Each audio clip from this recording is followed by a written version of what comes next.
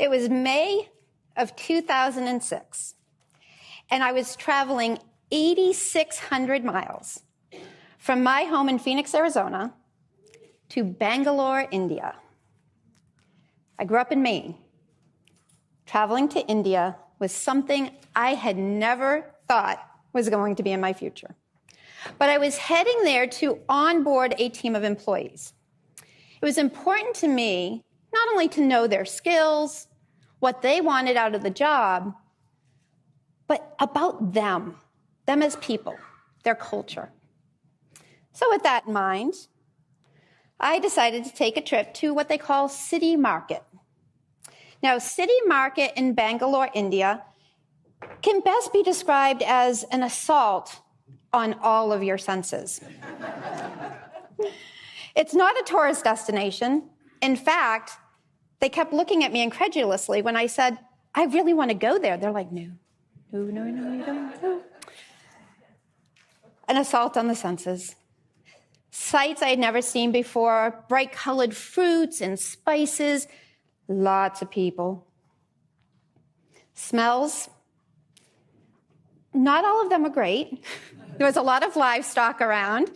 And did I mention it was May and really, really humid? So crowds of people, all these scents, all these smells, all of these noises that I had never experienced in my life. It was a little overwhelming, to be honest. I kind of stuck out like a sore thumb. So when I spied over in the corner of the market, this alcove, this concrete alcove that not only offered some shade, but it also offered a beautiful visual. See, it was in this basement-like structure that the ladies were sitting there, stringing flowers together, making leis for the temple. These colors in these flowers was absolutely amazing. And the smell of the jasmine in the air was incredible. And they sat there and they delicately strung these together. And as I was walking by and looking at them, one woman caught my eye. You see, she caught my eye because she was probably older than my grandmother.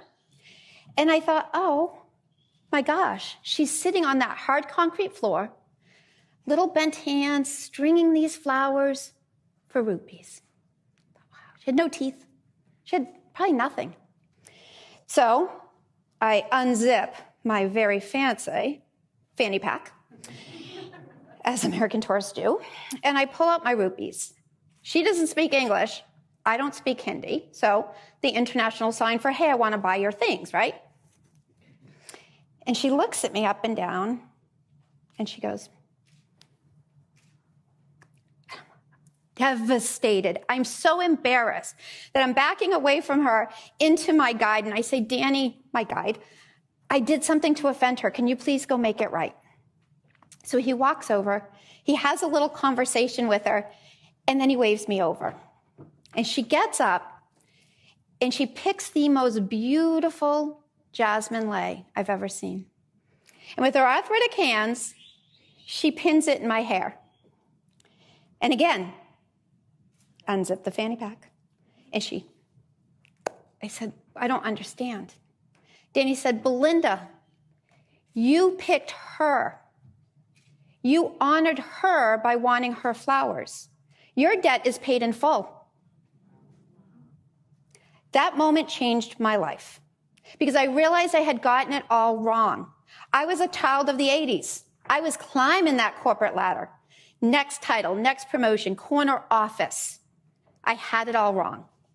I was defining my value by what I earned and not by who I was serving.